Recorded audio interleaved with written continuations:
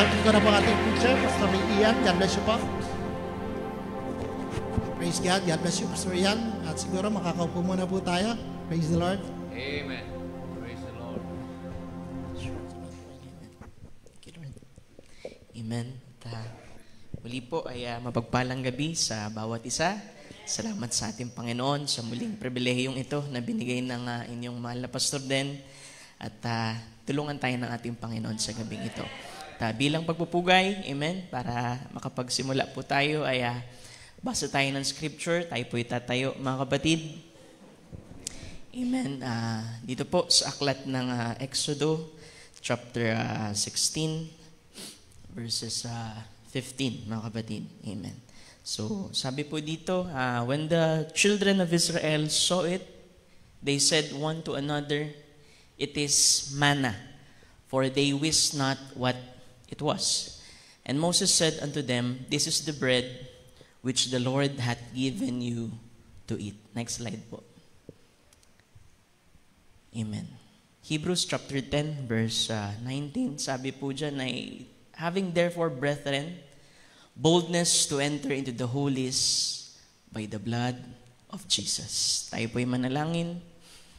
Amang banal na may-ari sa aming buhay, o Diyos na dakila sa lahat, Ikaw na Diyos ni Abraham, ang Diyos ni Isaac, ang Diyos ni Jacob, ang Diyos ni Jose at aming Diyos. Muli kami, Lord, tumalapit sa iyo sa gabing ito na may buong pagpapakumbaba, pagpapasakop, Panginoon, sa iyong banal na presensya, na Ikaw, Panginoon, ang siyang pangunahin, Lord, na panauhin namin, Panginoon, na ang presensya may patuloy na sumama sa amin, pagkat yan ang layo namin sa gabing ito, ang makita ka, marinig ka, mahayag ka sa amin, at kami, Panginoon, ay bigyan mo ng kalakasan, Lord, na nanggagaling po, Panginoon, sa iyo pong mga salita.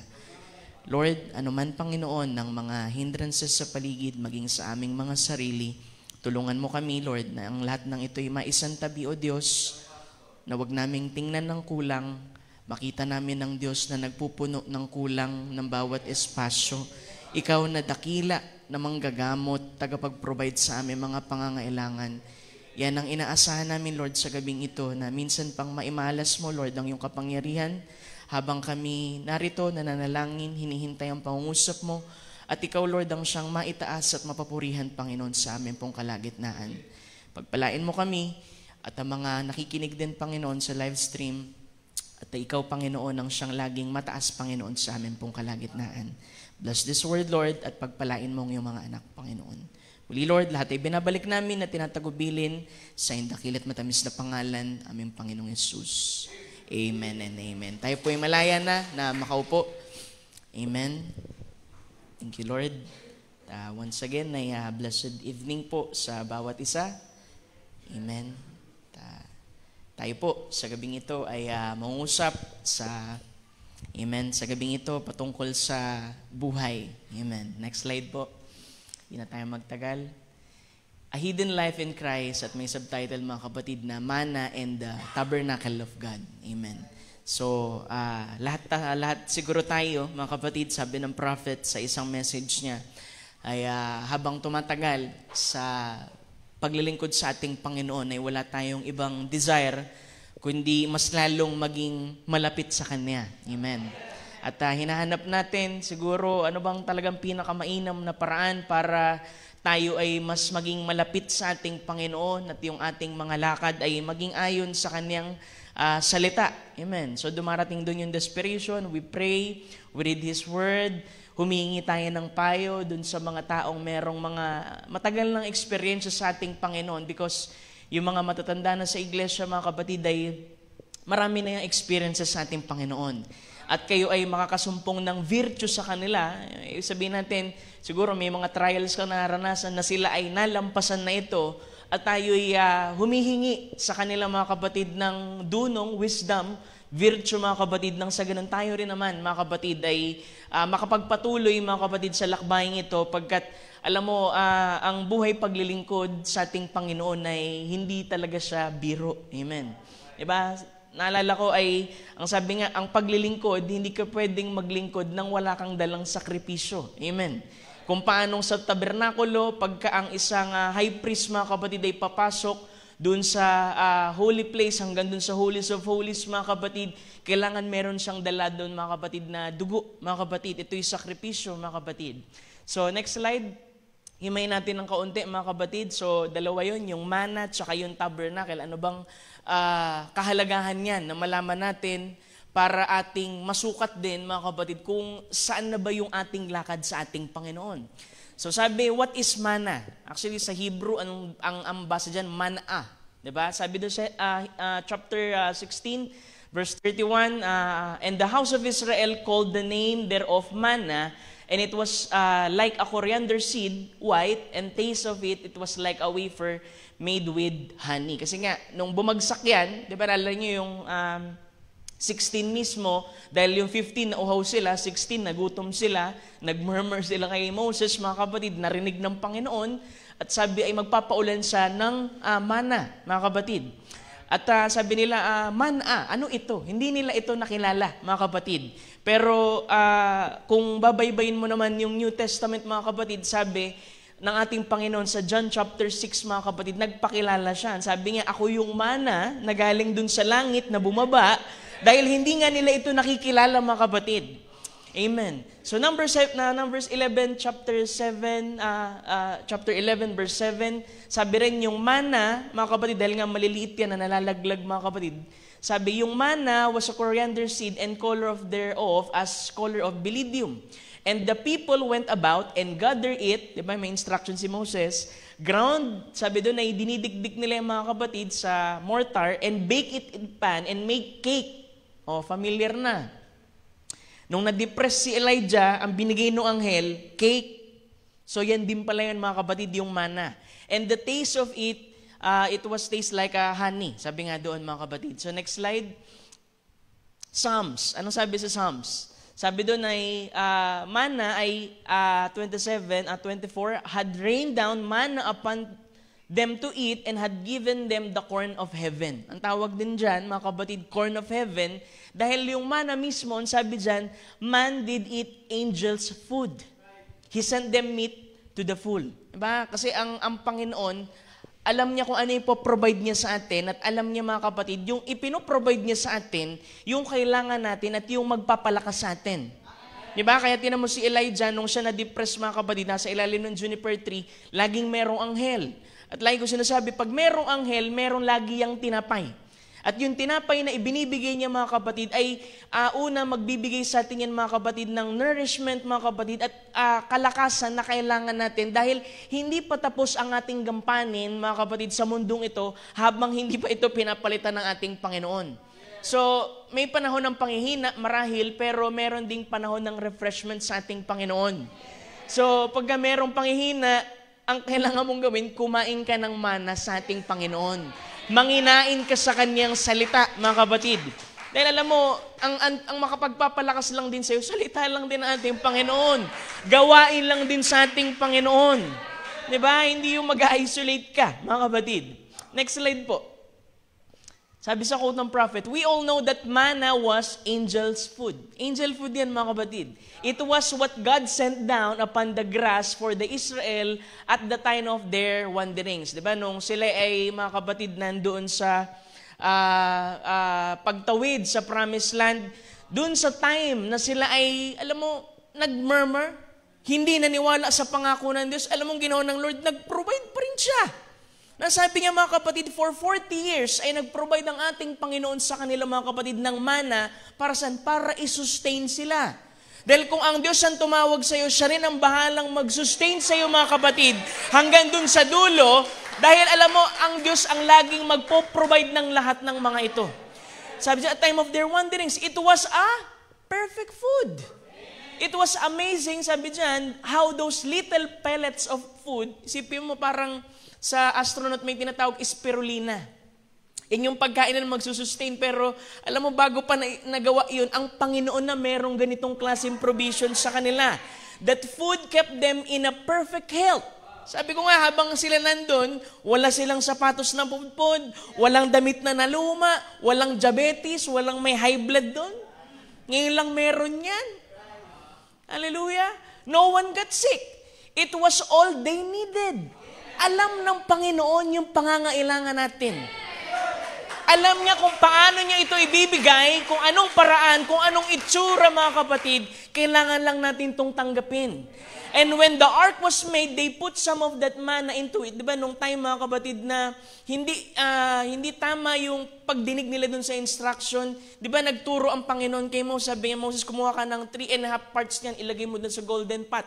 Tapos ilagay mo dun sa ark. Ipapasok doon, mga kapatid, bilang memorial. At nagpapatuloy, mga kapatid, kung titingnan mo yung tabernacle of God, ang mga high priest ay nakakapag-partake dun sa manang iyon. Hindi na lamang basta, alam mo, mana ang tawag doon hidden manna. Mamaya, himayin natin. When the ark was put behind the veil, the only high priest would dare to approach unto it, and then he have sacrificial blood. Kasi ang high priest na pumapasok doon sa tabernacle, mga kapatid, ay every year, yung Yom Kippur na tinatawag, or Day of Atonement, every year, isang araw, papasok siya doon, 3 beses yon. Bakit 3 beses, pastor? Una, magbaburn siya ng mga kapatid ng incense. Para saan, pastor? Para pag nasa tapat siya, mga kapatid, ng Ark of Covenant, ito'y malagyan ng mga usok upang hindi siya directly, mga kapatid, na lalapit doon po sa dakong iyon, mga kapatid. Kasi ang Diyos ay banal. Maaari siyang mamatay doon. Pangalawa, mga kapatid, magdadala siya ng blood of bullock, yung bull. Para saan yun, pastor? Siya ay magbibigay, mga kapatid, ng dugo para sa kanyang kasalanan at sa kanyang pamilya. Pangatlo, mga kapatid, na balik niya doon, mga kapatid, ay para naman doon sa kasalanan ng bayan ng Israel. So isipin mo, year by year, ginagawa nila ito, mga kapatid. At alam mo ba, kapag hindi worthy yung high priest, mga kapatid, na papasok doon, pwede itong mamatay. At kapag ito'y namatay, nangangahulugan lamang, hindi tinanggap ng Diyos ang kanyang hain. Diba? Kasi naging parang kasanayan nila. Every year, may Yom Kippur naman doon at atonement. Siguro yung mga pagkakamali ko, mapapatawad ng Panginoon at lahat, ganito yung isip nila. Pero sabi, by one offering, sabi sa Hebrews, ang lahat, mga kapatid, ay pinatawad, pinasakdal, hindi ng anumang hayop, kundi ang ating Panginoong Jesucristo mismo, dahil ito'y, mga kapatid, magsusustain din sa atin hanggang doon sa pagdating sa ating Panginoon. Amen. Next slide po, mga kapatid. Ang dugo ng ating Panginoon. Sabi, the bread of heaven symbolized by manna. One day, sabi doon, came down from heaven and became life for all who believe on Him. Ang ating Panginoong Jesucristo yan. Nang sabi, I am the bread of life. I am the living bread that came down from heaven. If any man shall eat of this bread, he shall live forever. Ang ating Panginoong Jesucristo mismo yan. And He went away, He left us. Ano iniwan niya sa atin? Nung umalis siya, iniwan niya yung kanyang salita sa atin, pagkat sinasabi sa Matthew, mga kapatid, ang tao ay hindi lamang mabubuhay sa tinapay, kundi sa bawat salita na nanggagaling sa bibig ng Diyos. Hallelujah, hindi sa mga material na bagay, hindi ang totoong makapagsusustain sa iyo, ang salita ng ating Panginoon. Diba? Kaya pag binasa mo yung Deuteronomy chapter 8, mga kapatid, may kita mo, sinabi ng Panginoon doon, alam mo, kaya binigay sa inyo yung manna dahil sa mga gantong rason. Para ipagpakumbaba ka, para malaman kung anong nasa puso mo, para makita mo na ang Diyos ang naglabas sa iyo, mga kapatid, doon sa Egypt. Kasi alam mo, ang ginagawa talaga ng Panginoon sa atin, pinahambol niya, mga kapatid, yung kanyang mga pinili. Hallelujah. Next slide po, mga kapatid. Amen. So His word was bread. It was a perfect manna, which if a man live by, he shall never die. But right after the death of the fathers, no one seems to know the exactly truth in a short while this manna seemed to have become hidden to the people. Kasi kung maalala ninyo, kahit nung nanakaw, mga kapatid, yung Ark of Covenant, di ba hindi na rin nakita yung manna dyan?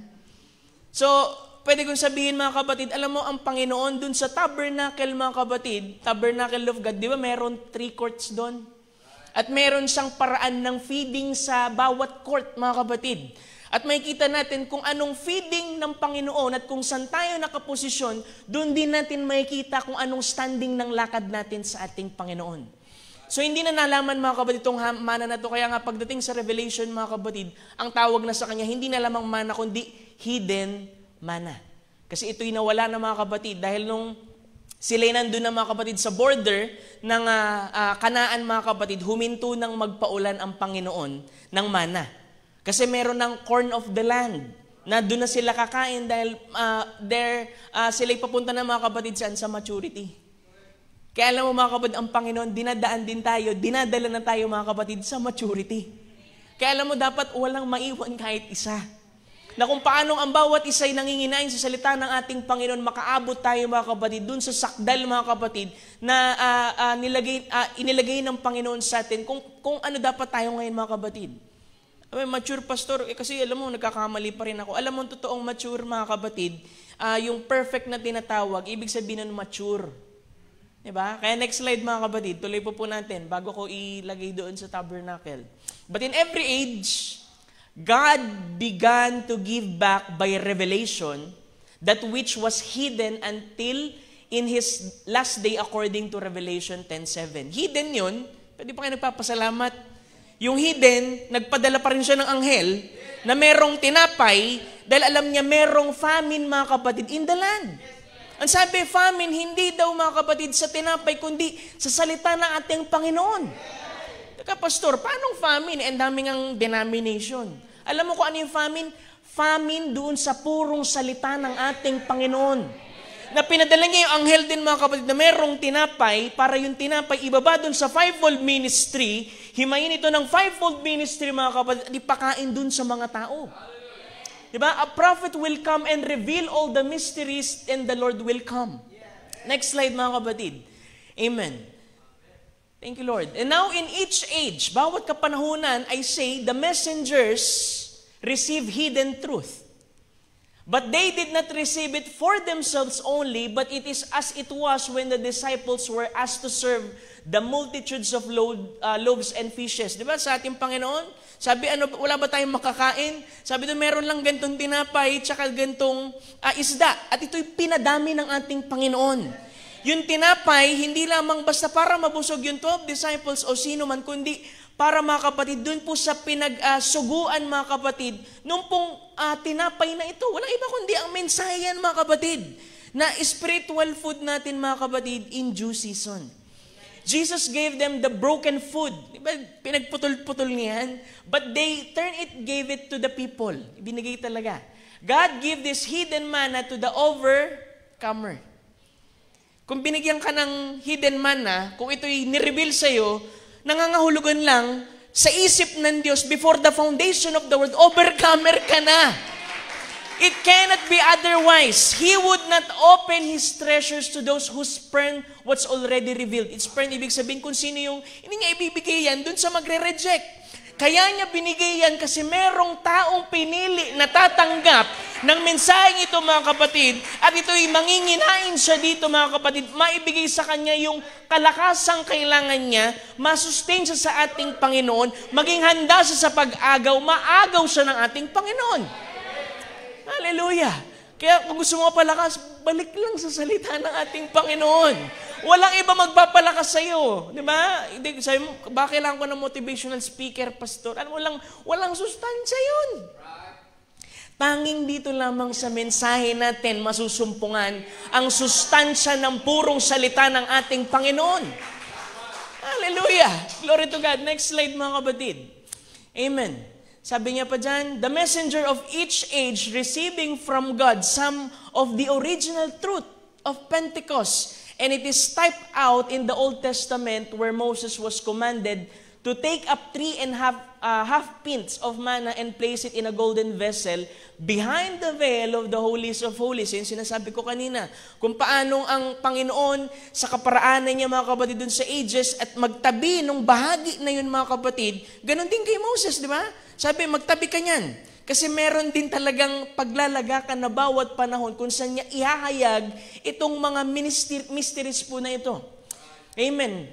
Sabi niya pa dyan, and the high priest of every generation could enter with sacrificial blood, then he could take a small portion of this manna, kasi hindi nabubulok yun eh.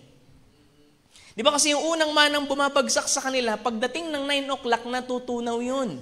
Kaya ang ginawa ng Lord, para ma-preserve yun mga kapatid, kumuha siya ng 3.5 pins, sabi doon, nilagay doon sa golden pot, at nilagay mga kapatid sa loob ng Ark of Covenant, kung saan ito'y mape-preserve, na pagka nagkaroon ng pagsalinlahi sa mga priest at high priest, sila'y makakapagkain pa rin nung original manna na yun mga kapatid, na minsang pinalasap ng ating Panginoon doon sa bayan ng Israel.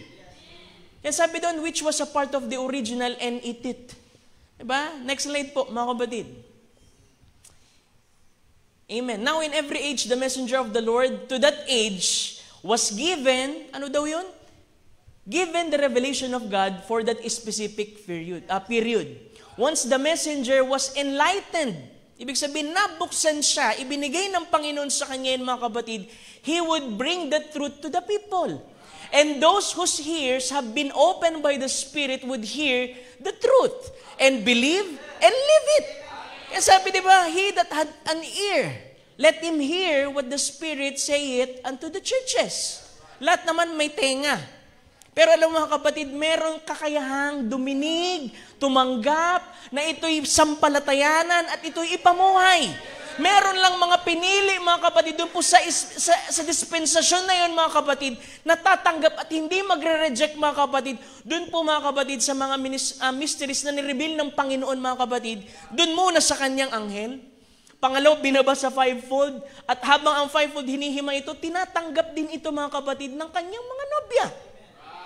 Amen. Salamat sa ating Panginoon. Napakalaking pribilehiyo, mga kapatid, na talagang meron tayong propeta sa ating panahon. Kasi kung walang propeta, tayo siguro kanya-kanya tayong interpretation. Diba? Na lahat yan, mga kapatid, thunder. Diba? Pag thunder, hindi mo alam yan eh. Diba? Si Moses nga, mga kapatid, diba? Nung time na nagmumurmur sila, ikaw na lang ba lagi papakinggan namin, Moses?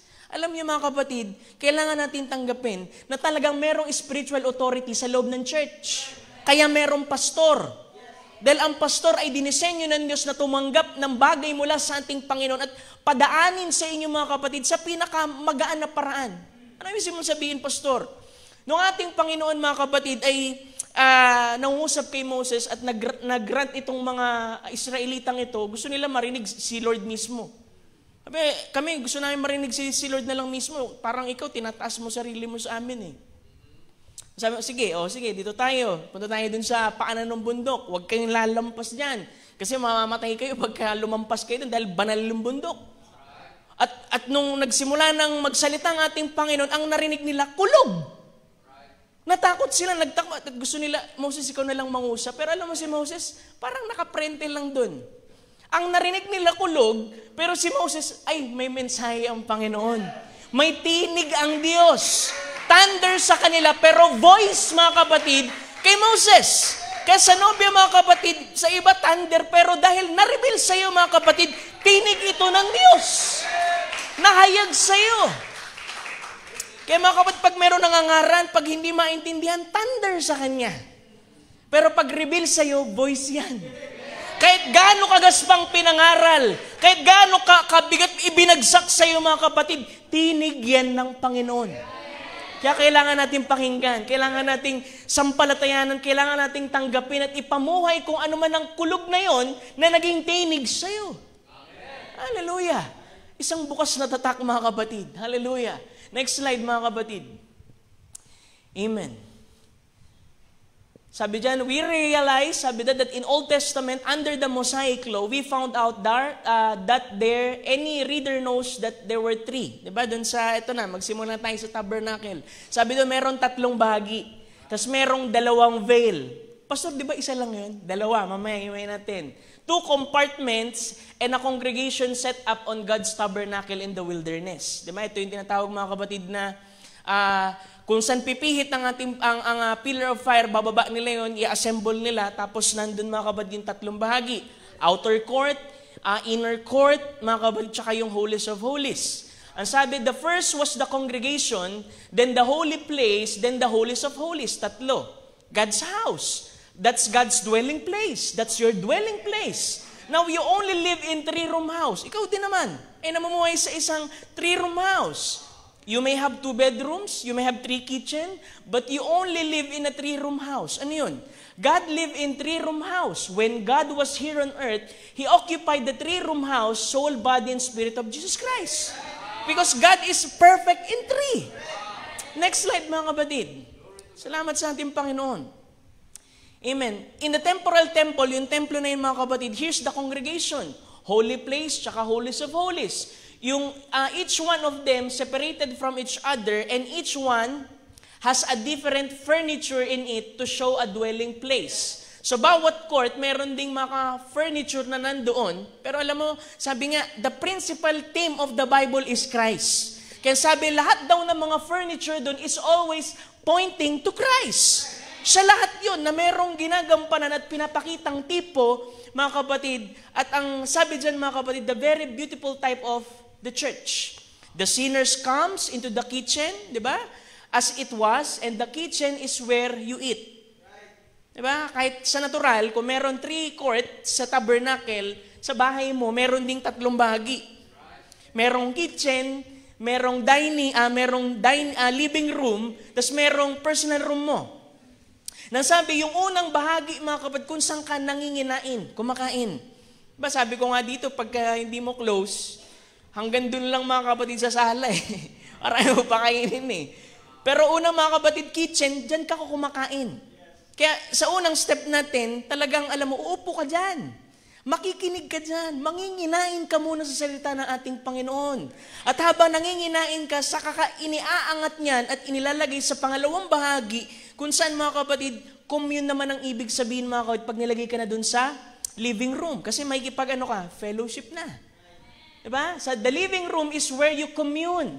And the bedroom is where you rest. So 3 lang. You eat, you commune, or you fellowship, and then pinakahuli, you rest. The sinner comes in, paano pumapasok? Faith, cometh by hearing, hearing the word of God. Then he comes and eats the word, and then he's baptized into the faith and accepts Christ as personal Savior, brings him into commune with God. Di ba sabi, baptism is just, induction lamang dun sa fellowship. Kaya ang unang, natin, upo tayo, makikinig tayo, once na mabuksan ka nating Panginoon, tinanggap mo siya, mga kapatid, sunod nun, you fellowship. You commune, mga kapatid. But then he moves into the bedroom, ano yun? The still quietness with God, where all things of the world is shut out, and he's alone in stillness with God.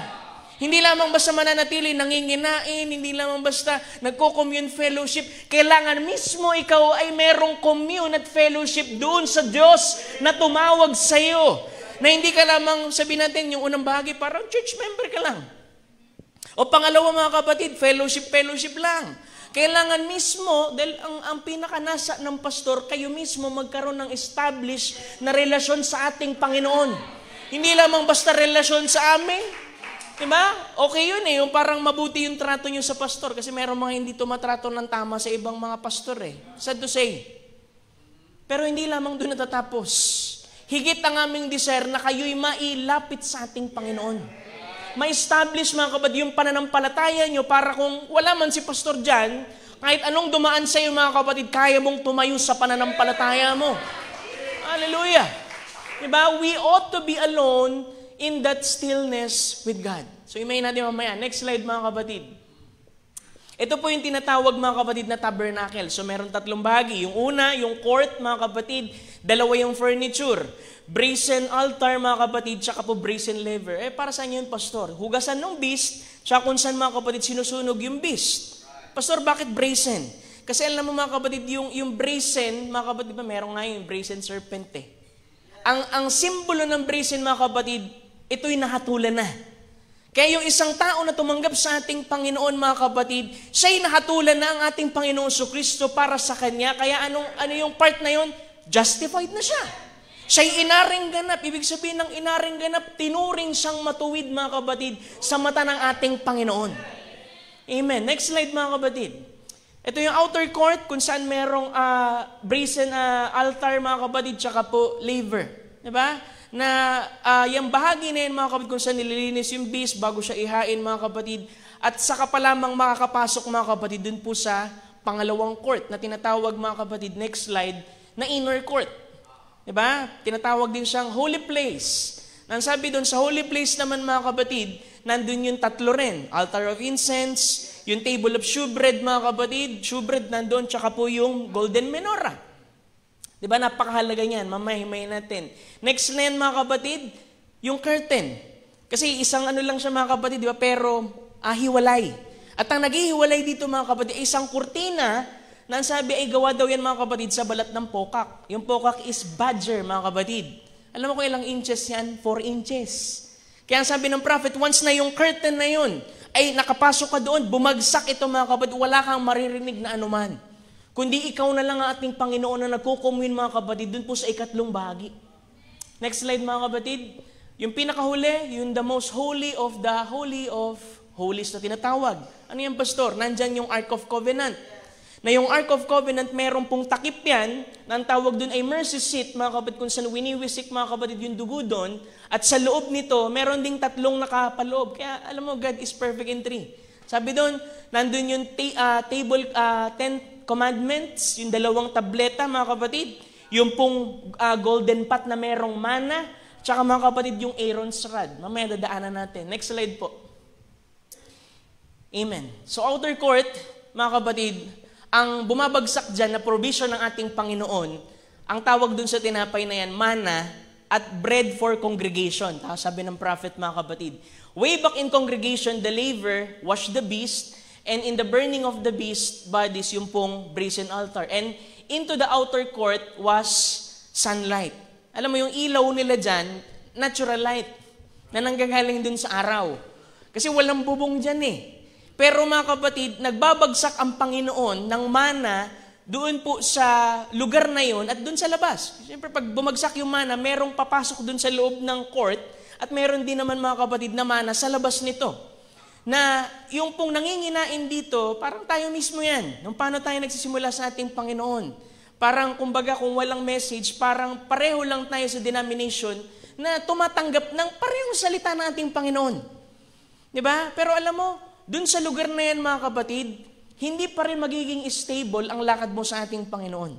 Kahit pa sabi mong nanginginain ka sa kanyang salita. Kasi yung mana dyan mga kapatid, pagdating ng 9 o'clock, natutunaw po yan.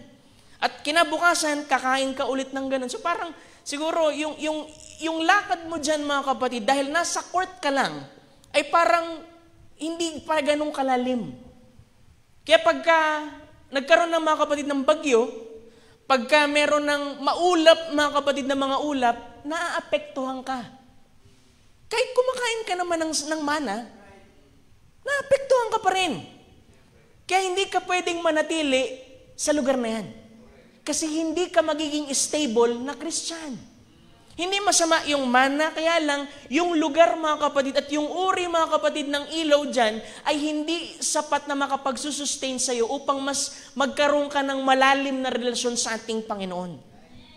Kaya sabihin natin, pastor, may devotion naman ako, may ito, pero parang kulang pa rin. Baka si mamaya, nasa outer court ka pa lang. Yung experience mo ay pang outer court. Kasi alam mo, yung mga denomination, alam mo, parang mas mapasisipag pa nga sila eh. Diba?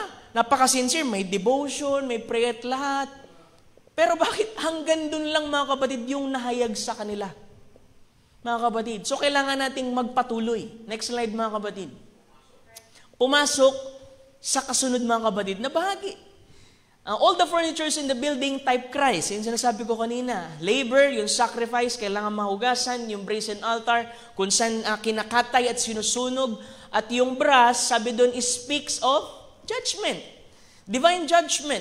Like a brass of serpent was made in the wilderness, speaking of divine judgment of God, upon the serpent made of brass, past judgment. Kaya alam mo yung denomination, alam din nila yung Calvary. Alam din nila yung redemption. Alam din nila mga kapatid na ang dugo ng ating Panginoon naglilinis, nagpapatawad. Pero mga kapatid, hindi ka pwedeng manatili lang dyan.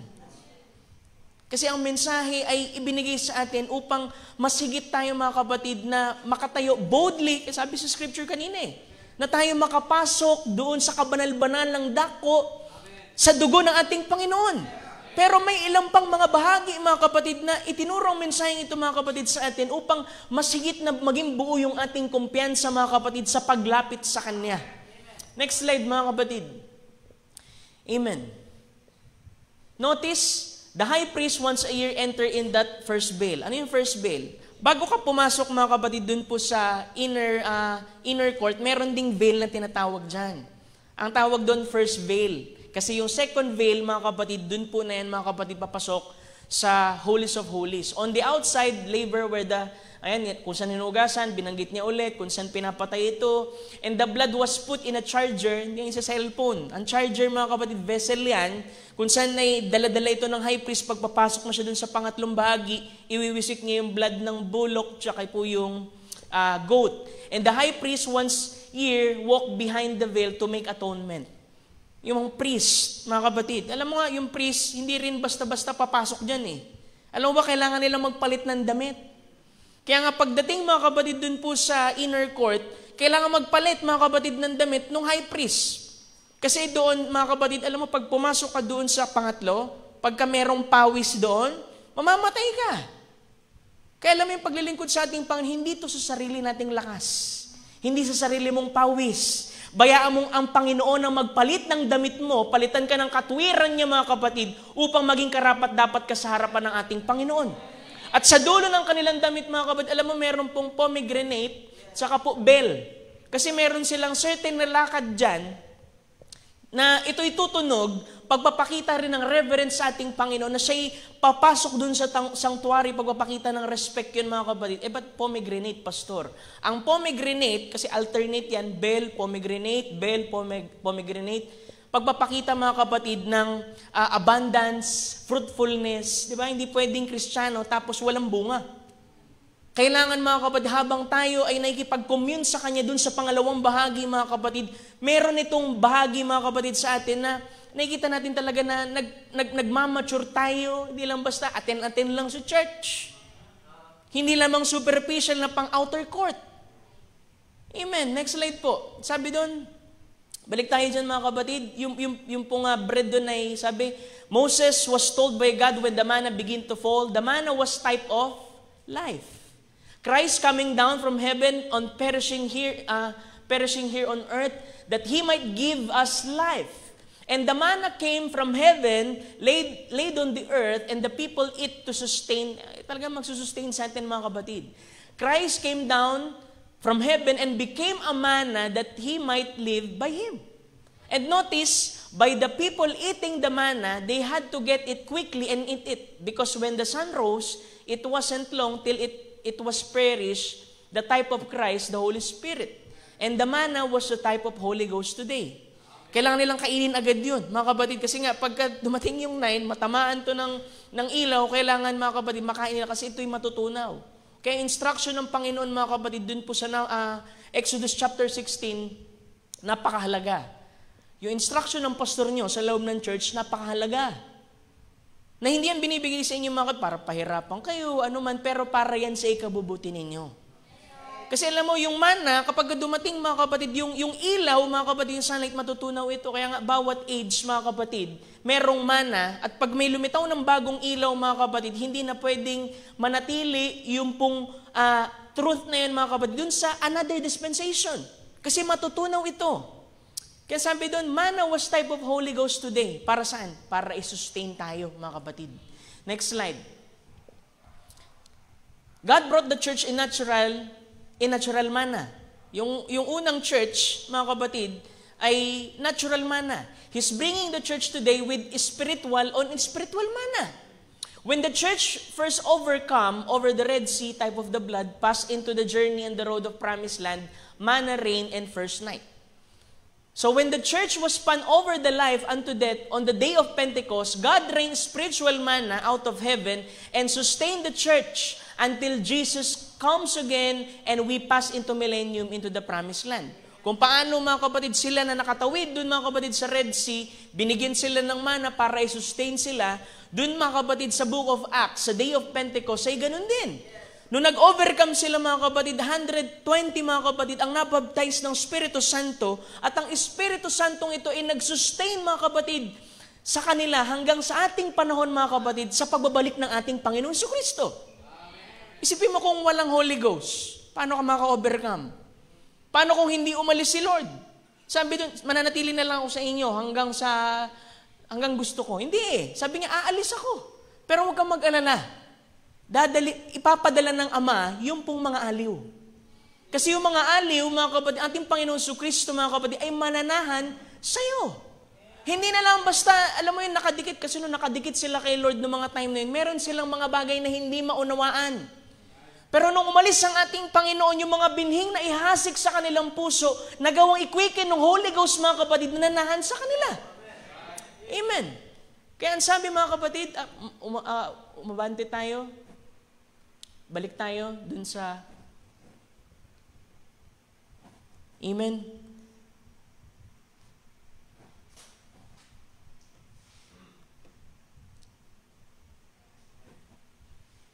Okay, next slide tayo.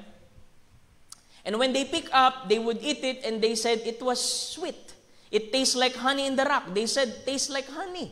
Now, when they eat this manna, doon sa outer court to, many people eat it and said, this is it. Nakalasap sila, mga kapatid, ng manna. Sabi, ito na talaga. They had to gather it fresh every day. That's right. They had to gather the manna fresh every day because along about 9 o'clock on their second step, it would go melting, it would perish. So hanggang dun lang talaga ito, mga kapatid. Pero hindi ka dapat manatili dun sa courtyard, mga kapatid. Next slide.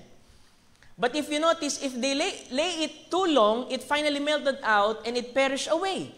And I think a lot of people has had a lot of campground cramps anyhow, that when they go and eat of the Lord on the campground, before another revival can come along, they're all back and twisted up in some like cults and something else. What's the matter, brother? You've never walked into somewhere else. So sabi doon, bago pa dumating yung revival, mga kapatid, parang ganito, parang nawala na sila doon sa kanilang sistema, nawala na doon sa posisyon, parang backslidden na, mga kapatid. Kasi hanggang dun lang yung experience, mga kapatid, sa outer court. Next slide, mga kapatid. Now, that's the sign or a type of people. A regenerated man who comes to Christ, give his life in, but never comes hid away into the Holy Spirit. Diba? He lives a life that he knows he's eating manna. Namumuhay siya na, alam niyang kumakain sa salita ng ating Panginoon, Kristiyano siya. There's many people today that's never went any farther than the outer court. Diba? Yung unang veil. Today, that's never, ang sabi dyan, yet they are Christian, mga kapatid. By millions. They enjoy Christ in an outward form. They go to church with the consolation of knowing they belong to a church, parang church membership lang. But they have never become hid away with Him in the inner courts. But out there, they eat manna. Kumakain pa rin naman sila ng manna, mga kapatid. But watch, when you eat that manna, if you didn't watch before the day was over, the manna was dwindled away, and that's what it is with the people who just simply dawdle around on the outside and maybe enjoy eating manna. Iba, minsan, pagka kumbinyente lang, saka lang magsimba. Pagka maaraw, simba. Pero pagka may ambon, di na muna. Online na lang ako. Yun yung disadvantage ng online eh. Diba? Pagka, pastor, may lamang natawa ako sa isang excuse eh. Ba't di ka nakapagsimba? Pastor, kasi kinagat ako ng langgam. Totoo yan, mga kapatid ha? Natawa ko dun sa pastor na nagsabi, alam mo, hindi nakapagsimba yung tupa kasi kinagat ng langgam. Alam mo bakit? Kasi yung kanya experience, pang outer court lang. Pero alam mo, isang tao, mga kapatid, na mature na sa ating Panginoon, hindi mo na yan kailangan pagsabihan pa na dumalo sa gawain pag merong gawain kasi ang puso niya ay nagnanasa, mga kapatid, na maranasan ng Panginoon, mga kapatid, malasap yung kanyang presensya dahil alam mo, yung mana, mga kapatid, siguro hanggang araw lang na to, pero alam mo, dapat patuloy kang nanginginain, patuloy kang lumalago, patuloy tayong umuusad, mga kapatid, hanggang sa marating natin na ang ating buhay ay nakatago kay Kristo, mga kapatid, sa ilalim ng kanyang presensya. Next slide, mga kapatid. Amen. The reason we're not getting anywhere today is because we got too many dried-eyed professions and church joining, lukewarm, backslidden church members, diba? Minsan, alam mo, iba malakas pa mag-post sa FB, para mas malakas pa kaysa sa pastor eh. Diba? Pero di mo nakikita sa gawain. Di ba? Pastor, may mana naman ako. Pang outer court lang yung experience mo. Hindi ka masusustain yan. Kailangan makita ka sa gawain. Hallelujah. Di ba? We need more old-fashioned. God sent St. Paul's revival and the Bible Holy Ghost with power and breaking up to make the people act different, look different, walk different, talk different, be different, live different in their everyday life. Hindi lang basta, Christian ako. Huh? Di mga kapatid, pang outer court yan. Pumasok ka dun sa ikalawang bahagi, mga kapatid. Next slide. Amen. Salamat sa ating Panginoon. Inner court, mga kapatid, pagka pumasok tayo, merong first veil doon. So, papasok ka na doon, mga kapatid. Ayaw mo na yung konting bagay lang, ayaw mo na maglingkod. Pag outer court yun Nag-away lang kayong mag-asawa, hindi ka na nagsimba. Ba? Pinagalitan ka lang ng nanay mo, ayaw mo nang maglingkod. Diba? Outer court. Kaya dito, mga kapatid, nadidistinguish natin, pang outer court pala ako, Pastor, patawarin ako ng Panginoon. Tulungan mo ako na makapasok doon. Sa pangalawang bahagi. Kasi doon sa pangalawang bahagi, mga kapatid, hindi naman kundi ang tawag, mga kapatid, sa tinapay na doon, shewbread. Yung shewbread, mga kapatid, is special bread yan para sa mga priest. Kasi doon sa second, mga kapatid, na court, yung inner court, ang nakakapasok lang dyan, mga kapatid, mga priest. Doon sa third, high priest. Now, notice the high priest once a year entered in the first veil and second veil. So, sila yung nakakapasok doon sa dalawang veil. Pastor, ano ba yung sabi mong second veil? Alam mo, ang prophet doon sa series niya, mga kapatid ng Hebrews, alam mo, meron din daw tayong veil. Sabi doon, it is the veil that keeps us from seeing Him. Alam mo kung ano yung tabing na yun, na nagiging dahilan, ba't hindi natin nakikita ang Panginoon? Alam mo bang, ang unang veil natin, mga kapatid, ito pong laman. Ito daw, mga kapatid, ang dahilan, ba't di natin makita ang ating Panginoon? Kasi kung ito i-drop down natin, mga kapatid, may kita natin yung spiritual realm. And in there, mga kapatid, dun po sa loob ng inner court, mga kapatid, merong 7 candlestick, represented the lamp.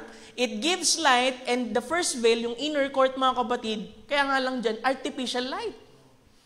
May light, kaya nga lang, mga kapatid, artificial pa din Next slide natin, mga kapatid. Next, the courtyard was lamp of God. Doon sa isa, sunlight, ito naman, lamp of God, where the justified stands and it lit by human hands. Kasi ang bubukas ng ilaw na yan, naglalagay ng apoy doon, yung priest. Diba? Sino yung priest? Sa loob ng church, yung pastor. That's where we argue our denomination, we argue our differences, split hairs. Oh, I don't believe in divine healing. I don't believe in visions of God. I don't believe this, I don't believe that. Kung nandun ka, mga kapatid, sa part na yan, you're arguing because you're eating manna but you're living under artificial light. Diba? Siyempre, yung pastor nagmi-minister. Pero alam mo, mga kapatid, tao din kami. May kahinaan din kami. Maaari din kami magkamali. Maaring yung ilaw na hawak namin pwedeng umandap-andap, mga kapatid. Kaya hindi mo pwedeng isalig yung pananampalataya mo o yung lakad mo sa ating Panginoon sa tao. Dahil merong mas higit, mga kapatid, kesa doon. Narito lang kami na sadyang pinili lang ng Panginoon para mag-minister para sa inyo. Dahil kung paano ang isang priest, mga kapatid, ay nakakapasok, mga kapatid, doon po sa second, mga kapatid, na inner court, at yung high priest doon sa third, alam mo, mga kapatid, once ng isang pastor, mga kapatid, ay ginagawa ang bahagi niya, mga kapatid, sa ating Panginoon, dapat sundan niyo at suportahan niyo, mga kapatid, yung pastor na yun. Ang sabi ng prophet, 5, obey your pastor, respect your pastor, love your pastor, stay with your pastor, support your pastor. Minsan, mas suportado mo pa yung ibang pastor. Diba? Kung gano'n mo sinusuportahan niya ba, sana gano'n ka unang-una dun sa pastor mo. Because he is your feeder, mga kapatid. Hallelujah. Minsan may kita akong gano'n, parang yung iba pa, post pa ng, yung pastor, may sarili kang pastor. Kaya napakahalaga, meron ka dapat home church. Na ang isang tao, mga kapatid, committed dun. Hindi yung patalon-talon ka para ang palaka, mga kapatid. Kasi hindi ka lalago kung hindi ka committed dun sa home church na yun. Kasi ang paraan ng Lord, merong anghel, yung anghel binigay sa fivefold ministry nasa church. O paano ka, hindi, pastor, ano naman ako, may table naman ako, may Bible ako. Hanggang outer court lang magiging experience mo. Naglagay ng spiritual authority ang ating Panginoon dun sa pangalawang court, isang priest, dahil kailangan merong mag-minister, mga kapatid. Diba? That's right, sometimes the light goes out, sometimes the lamp gets smoked up, but he who desires to hide away, walk into the next place, there's no artificial light there. Kasi artificial eh. Minsan ganito, pag walang makitang pangit dun sa pastor, nakatingin dun sa pamilya ng pastor. Kailangan mo maintindihan, ikaw mismo may sarili kaling rakad sa ating Panginoon eh. Kung paano sila may personal dealing sila sa ating Panginoon at lakad, mga kapatid, ganun ka din eh. Kaya nga hindi ka dapat nakatingin dun sa tao. Hindi ka nakatingin dun sa priest. Hindi ka nakabase dun sa light na kaya nilang i-produce through that artificial light. Kasi yung kandelabra, mga kapatid, pwedeng ano yun eh, pwedeng mawala ng ilaw, may usok. Pero alam mo, ang Diyos, ginamit niya ang tao, minister, mga kapatid, para makadama sa inyo. Isipin ninyo, anghel. Anong kinalaman ng anghel, mga kapatid, sa pag-minister sa inyo? Diba? Pag nakita kayo mali, kidlatan kayo, mga kapatid. Pero alam mo, yung tao ginamit kasi ang tao, mga kapatid, priest, ay isang intercessory. Diba? Kung paano ang propeta mula sa Diyos patungo sa tao, ang tao naman, ang isang saserdote naman, mga kapatid, mula sa tao patungo sa Diyos. Mediator, mga kapatid. Kaya hindi ako naniniwala, sabihin ng iba, wala nang pastor sa panahon na ito. Pero tanungin mo siya, gusto mo ba magpastor? Gusto niya. Nangyayari yan, mga kapatid. Kasi alam mo, kailangan mabalik, mga kapatid, talaga yung reverence, mga kapatid, sa pastor, sa minister, mga kapatid. Diba sabi, if you are respecting Him, you are respecting God. Diba? Kaya hindi ako naniniwala, magmamature yung tao na hindi nire-respeto, mga kapatid, yung office. Hindi ako naniniwala, mga kapatid, di ka magmamature, mga kapatid. Kasi kaparaanan yun ng Panginoon, office yan ng Panginoon, mga kapatid. Next slide po, mga kapatid. Amen. Sabi niya, but in the offering of shewbread that was laying on the kosher plate, in Jewish sacrifice, cleansing of the tabernacle, as any Jew. On those 3 pieces of bread, yung kosher, mga kapatid, 3 patong yan, sabi doon, ay the middle piece was broken, and that was Christ. Diba? Paano napati? Kasi alam mo, ang Panginoon nilagay sa gitna, diba? Sa gitna ng langit at lupa, nilagay yung Calvary, mga kapatid, at binrek ang ating Panginoon doon sa gitna. Siya mismo yung kosher na yan, mga kapatid. Shows that there had to be a breaking somewhere for redemption. And the piece that was considered redemption, yung kosher bread. Ang ating Panginoon, kailangan siyang i-break dun, mga kapatid, para maging hain sa atin, para dun sa redemption. Kaya lahat ng mga furniture dun, mga kapatid, si Christ lahat yan. Mga kapatid, para ipakita yung kanyang mga attributes pa, mga kapatid. Next slide po. Amen. Salamat sa ating Panginoon. And here, He is tonight, when we take communion, we break the kosher bread. Kaya nga natin binibreak yun, di ba? Kasi for the body of Christ, He was broken at Calvary to be a propitiation of sin. And through His righteousness, we might become His righteousness. Because He became our sin offering, ibig sabihin nun. That we might become His righteousness. That's purely grace. Absolutely, there's no way in any other way could justify. Diba? Kaya alam mo, mga kapatid, napakabuti ng Panginoon sa atin. Diba? Ginawa niya. Diba siya mismo yung tabernakulong ito, mga kapatid? Next slide po. Amen. And many times people living in second room, even in communion, nasa communion na siya, they're already received the word, come into the second step of receiving Christ into their life, and never yet know what secret room is and what the bedroom, what the rest place is, they eat manna. Diba? Kung meron dito na hindi pa lubos na naka-experience ng totoong kapahingan sa ating Panginoon, meron pang ikatlong bahagi. Diba? Hindi ko sinasabi dito, dun sa ikatlong bahagi na parang dina-downgrade natin, mga kapatid, yung office. Pero alam mo, mga kapatid, bago ka makapasok, mga kapatid, dun po sa ikatlo, di ba may priest? Kaya kailangan, mga kapatid, yung pastor, mga kapatid, sa church. At doon kayo, mga kapatid, patuloy na nanginginain kung ano yung hidden manna, mga kapatid, na ibinigay ng Panginoon. Kasi yung hidden manna, binibigay niyan, mga kapatid, saan? Sa pastor. Hindi pwedeng mas mataas yung, mga kapatid, yung pinapangaralan kaysa doon sa pastor. Hindi ka pwedeng mamuhay ng mas mataas kung ano lang yung revelation mo. Kasi kung ano yung sukat, diba? Kaya huwag niyong hanapin yung sukat ng ibang pastor sa sarili niyong pastor. Kasi merong sukat na binigay sa kanya. Yung sukat na yun lang din yung kaya niyong tanggapin. Kaya sabi ko lagi dito, huwag kayo magko-compare. Sa kahit ano mga kapatid, i-appreciate nyo kung ano yung binigay ng Panginoon sa inyo. Kasi yung merong kayo, alam mo, inaasam ng iba yan. Pero sa inyo, binigay ng ating Panginoon. Kaya kailangan nyong i-appreciate, mga kapatid. Next slide, mga kapatid. Amen.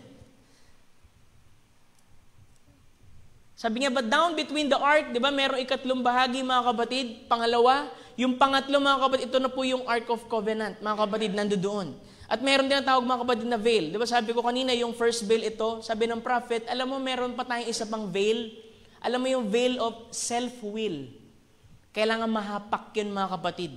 Nang sa ganun mamalas, mga kapatid, ang Panginoon sa ating buhay. But down in between the arc of wings of this cherubim was a supernatural light hanging in there, which was a halo of God that lit the room, and once entered into that Shekinah glory. Kasi una, sunlight, yung pangalawa, artificial light, pero ito mga kapatid, Shekinah glory, na kung paano sinustain mga kapatid at pinreserve yung manna, yung pong 2 tables, at maging yung Aaron's rod mga kapatid, ganun din ang karanasan ng isang tao mga kapatid na nakapasok dun sa kabanal-banalang dako sa presensya ng ating Panginoon.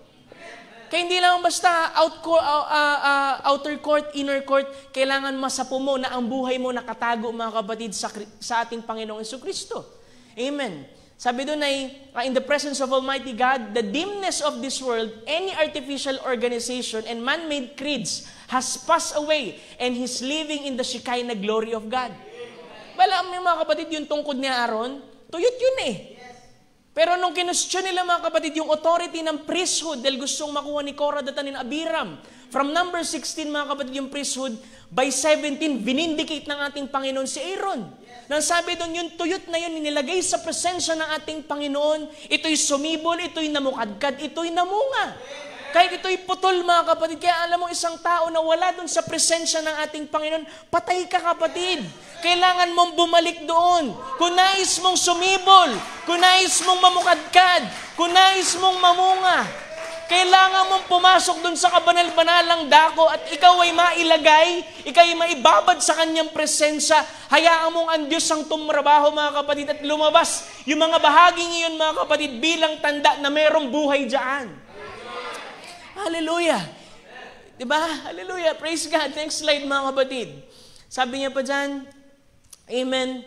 Hidden manna. Ano ba hidden manna? Let's interpret the best we can. Hidden manna, anong type daw yan? Hidden manna was the manna kept in the place in the Bible. Was only for the priest. Sabi doon, many knows that, see, it wasn't, they had a bread for that congregation, bread of congregation, yung manna.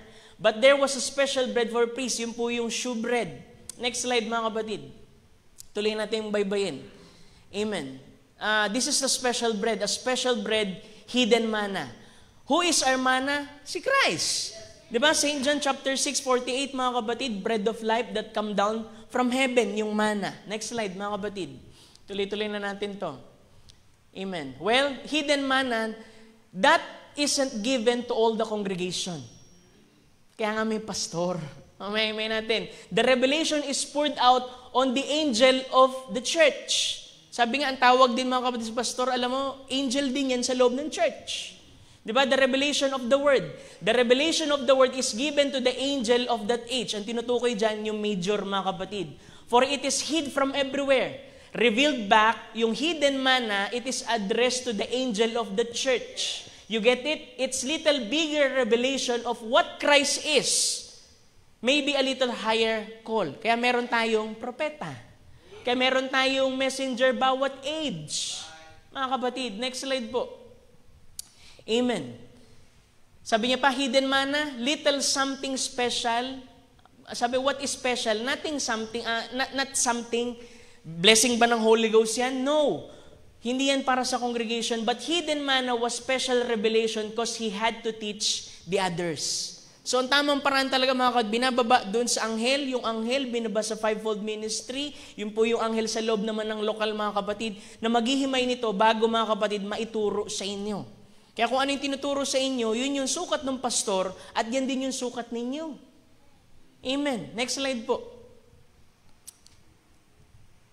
Sabi niya, what a little more knowledge of the scripture that he could teach others. He's supposed to be. You'll never live no higher than your pastor. Just remember that. Because he's the shepherd that feeds you.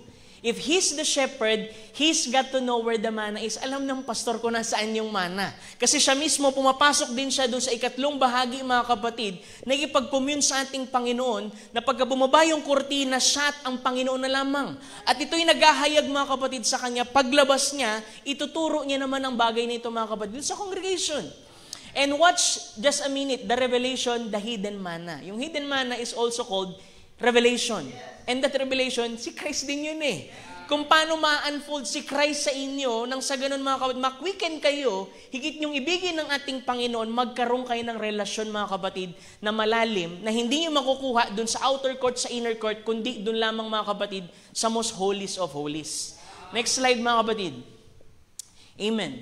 Sabi niya pa dyan, but you go into the church, ba? Kaya ito, medyo bantayan natin. You go into church, you watch the behavior of the church, you just watch the pastor a while, and you usually find that the church acts like a pastor. Diba? Kung siya nanatili lang siya sa second inner court, mga kapatid, sometimes I wonder if we just get one another spirit instead of the Holy Spirit. Diba? Hindi ibig sabihin, parang mas close ka kay pastor, mas save ka kaysa sa iba. Diba? Diba? Hindi porke mas parang nabababurang ka mga kapatid diba? Hindi doon nakabase ang buhay natin sa ating Panginoon.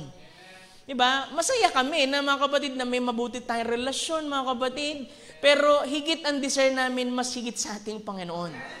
Diba? I wonder if we get another spirit, you get to a place when a pastor was real radical and carry on. Kaya alam mo mga kapatid, kung anong spirit ng pastor, minsan nakukuha ng congregation yun eh.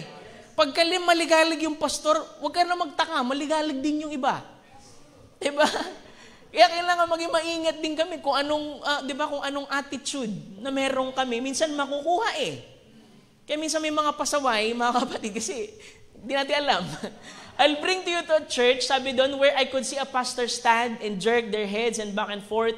You watch the congregation. They do the same thing. You take a pastor, just gulp down anything, usually the church will do the same thing. Yung paglunok, nagagaya pa pala yun.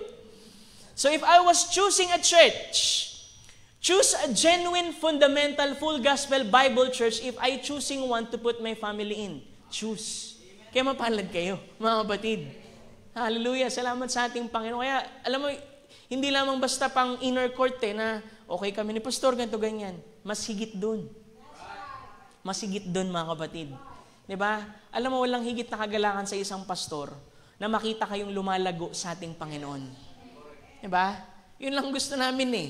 Hindi sa ano pa mang bagay na maibibigay nyo sa amin, mga kapatid. Kundi makita kayo na, alam mo kung ano yung pinagpapagal namin dito, mga kapatid, ay doon kayo lumalago. Diba kasi kung yung experience mo, paano pag wala si pastor? Diba? Di mo na kayang tumayo sa pananampalataya mo. Ibig sabihin, nakabase ka sa tao, mga kapatid. Aandap-andap din yung ilaw niya. Minsan may mga struggle kami. Minsan kami na lang nakakaalam nun, mga kapatid. Sabi nga, pinakamalungkot daw, mga kapatid, na tao sa church, yung pastor. Daming bit-biting. Kaya you always pray your pastor, mga kapatid. Lagi nyo ipag-pray. Diba? Hindi, alam mo yung ministry, hindi lang siya patungkol sa pastor. Ang ministry, kayo mismo, mga kapatid. Kaya ang unang sumusuporta, kayo mismo. Diba? Hindi lang basta yung pastor laging malakas. Dapat kayo din mismo malakas para sa pastor din ninyo. Mga kapatid. Amen. Ba't ako napunta doon?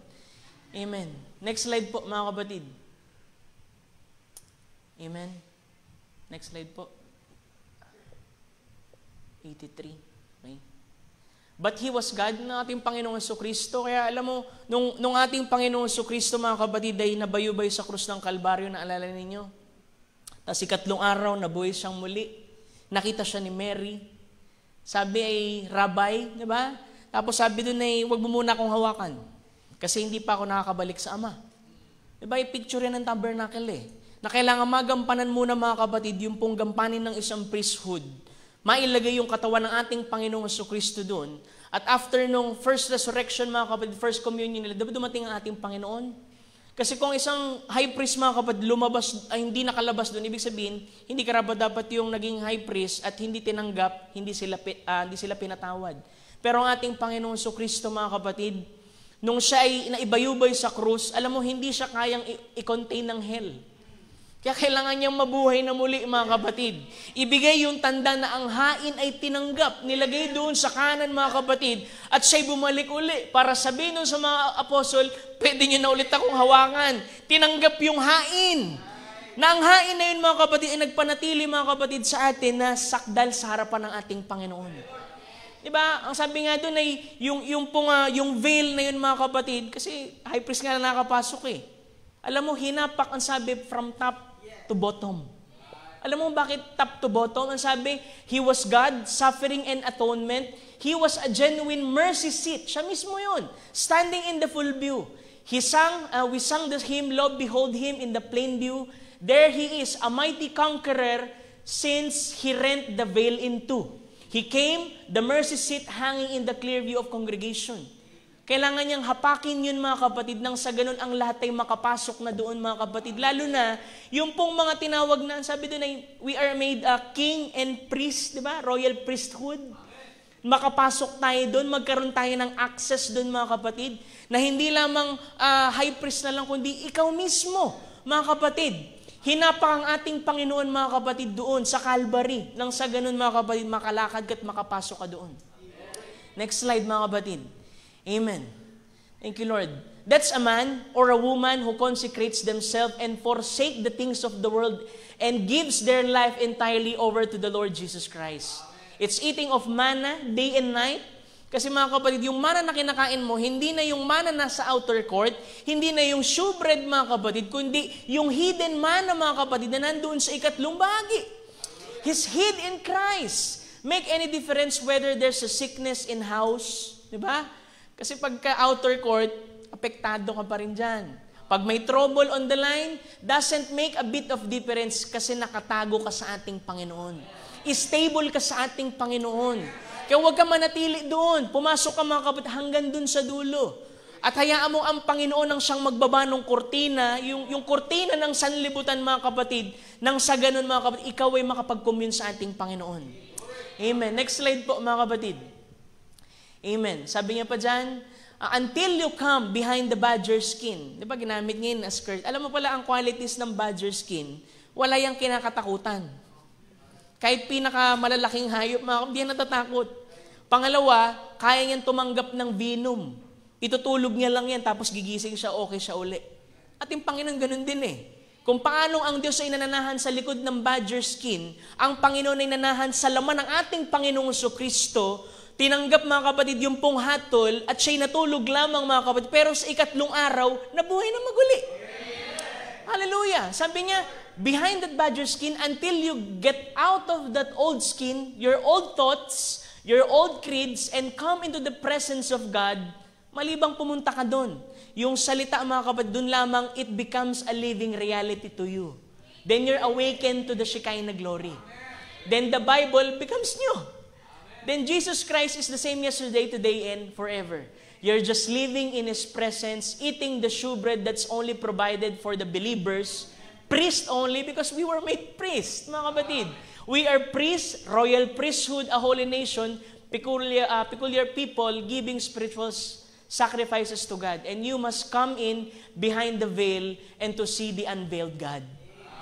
Kasi mga kapatid, alam mo, ang Panginoon, hinubad niya, mga kapatid, yan. Yun lamang para makita mo siya doon. Kaya nga, nung hinapak yung veil, mga kapatid, sabi doon, nakita mo na in full view, yung totoong mercy seat. Ang totoong mercy seat, ang ating Panginoon Kristo. Nasa pamamagitan niya, mga kapatid, at ang dugo niya, mga kapatid, tayo ay nakakapanagana sa kung ano man meron tayo. Kaya alam mo, yung message, mga kapatid, i-treasure ninyo, pahalagahan ninyo, mga kapatid, kasi yung hidden manna, alam mo, wala sigurong denomination na kapagturo nito, mga kapatid. Talagang sa message lang natin, mga kapatid, makuha, kahilagan ng mana at yung purong salita mismo, mga kapatid. Next slide po.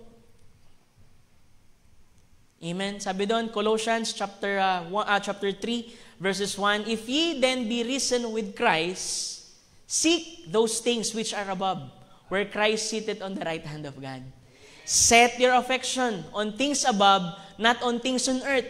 For ye are dead, and your life is hid with Christ in God. So kailangan mga kapatid na magsiyasat tayo sa ating mga puso mga kapatid dahil tayo lang din mga kapatid nakaalam sa bagay na yan. Kung yung ating experience, pang outer court, pasok ka dun sa pangalawang bahagi. Pero hindi ka pwedeng manatili lang doon. Meron pang mas higit mga kapatid kung saan dun sa dakong iyon mga kapatid, mas lalong makakapanagana ka mga kapatid sa ilalim ng presensya ng ating Panginoon. Hindi ka na apektado ng mga circumstances sa labas. Hindi ka na matitisurin sa tao, mga kapatid. Kundi wala kang pakialam, basta ang Panginoon ay nandito, nasa likod ng tabing ng sanlibutan, mga kapatid.